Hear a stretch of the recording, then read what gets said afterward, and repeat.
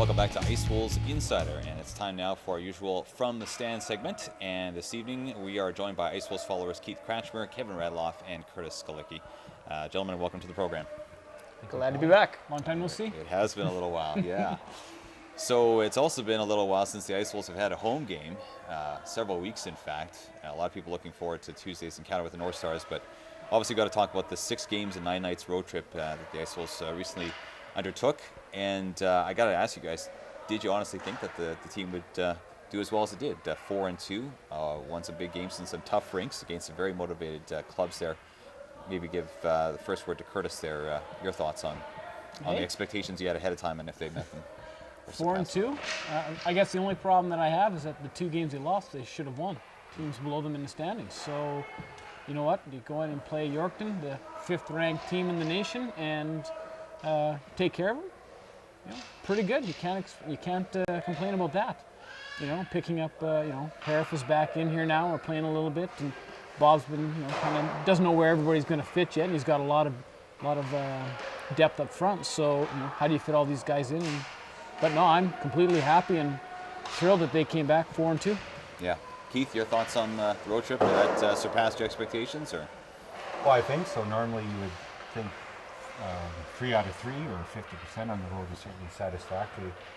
And considering the game Friday, which we lost, I thought, well, we might be in for a bit of a rough time, because I thought that one we should have won. I thought we outplayed them, but it was close. So, and they were getting their legs, up and working again. They were a bit rusty. And then Saturday they did very well, and I thought, they could do very well. And to end up 4-2 is definitely good. And like Curtis said, those 2 they probably should have won as well.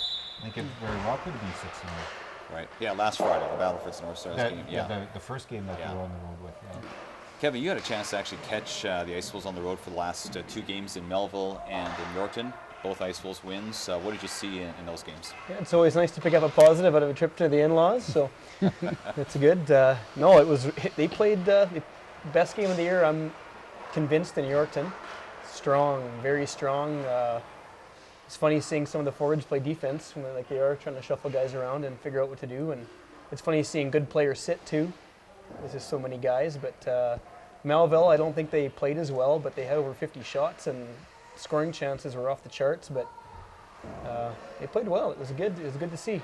And typically that long road trip we do, like you said, all those points isn't a natural cause for us. We're usually, we're getting 2 out of 6 points or 3 out of 6 and winning a tie maybe, so definitely positive. Yeah. I know there's been a lot of people raving about the work or the play of that top line, Logan, Herauf, Doug Lindensmith, Marc-Andre Carré. How did you see their play? Were they as dominating as was described? Yeah, in Melville they were. They were all over the place. They were scoring chances. They were really buzzing. On Saturday in Yorkton, the Egham, Cleach, Pillar line were the ones that kind of turned the tables on that, and they were the ones doing all that digging. And it's nice to see the lines sharing the scoring chances and having depth. Yeah, you saw Miles Hovdebo's game there in Melville, I guess it was. How did he look? He looked really good. He one really high point shot on a rush got by him, but other than that, I don't think there was much he could have stopped. So he did really well in the three goals against, I think.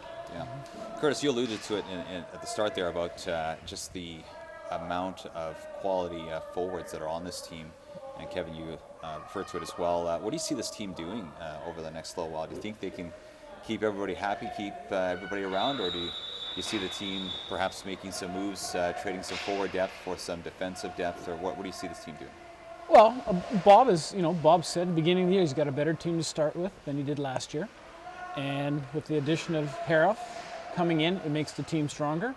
Bob, I'm sure Bob's working something. I mean, we know that we've got a young defense, and, to pick up a couple of studs on D would, make this team competitive. And, the #1 team in the league and in the country when they played here against Humboldt, if it wouldn't have been for Barco having an off night, that game was ours.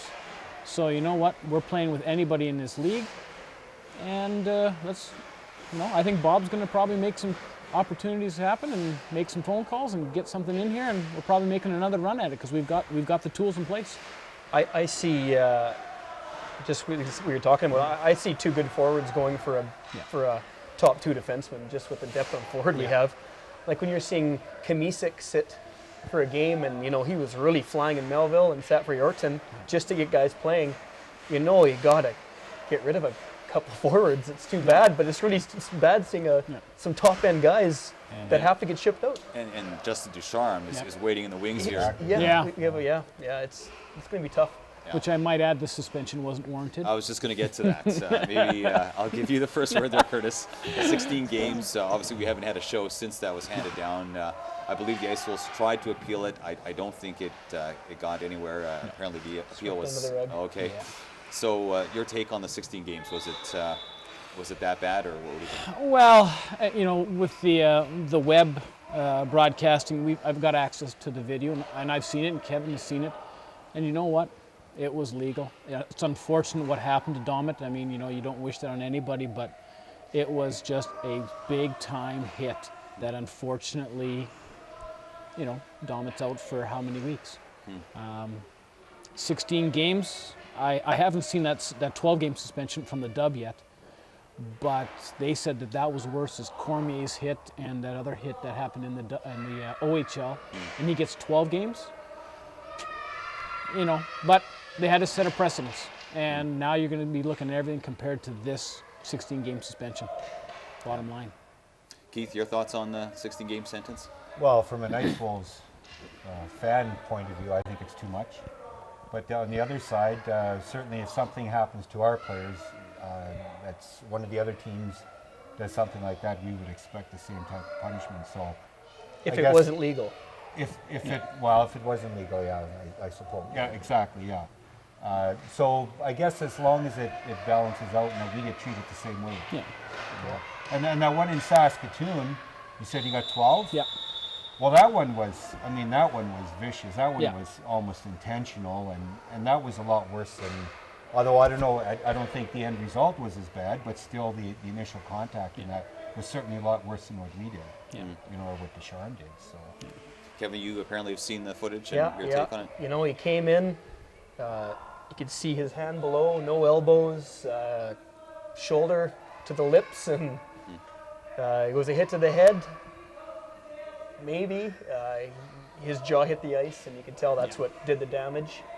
And it just wasn't a 16-game suspension hit.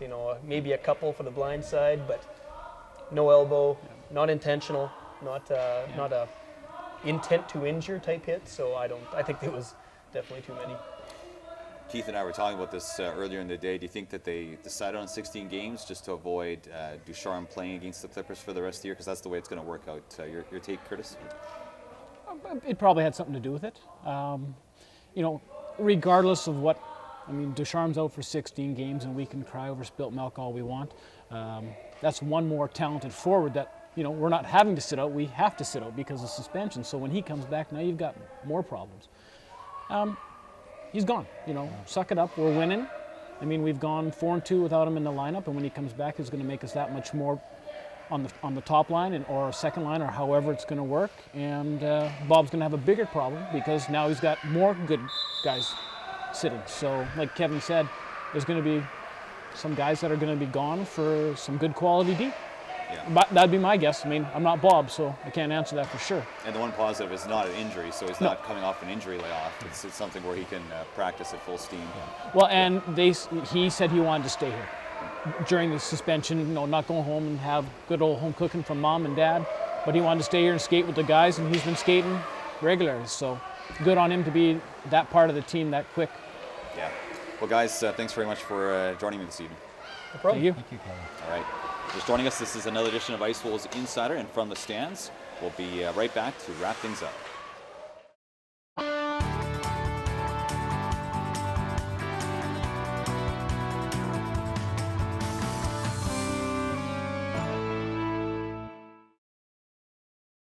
Well, that's all the time we have for this evening's edition of Ice Wolves Insider. I want to thank our guests this evening. That would be Ice Wolves head coach Bob Beatty, as well as Ice Wolves players Logan Herauf and Taylor Pillar, and of course our From the Stands fans. That would be Kevin Radloff, Curtis Skalicky, and Keith Kratchmer. I also want to thank you, our watchers.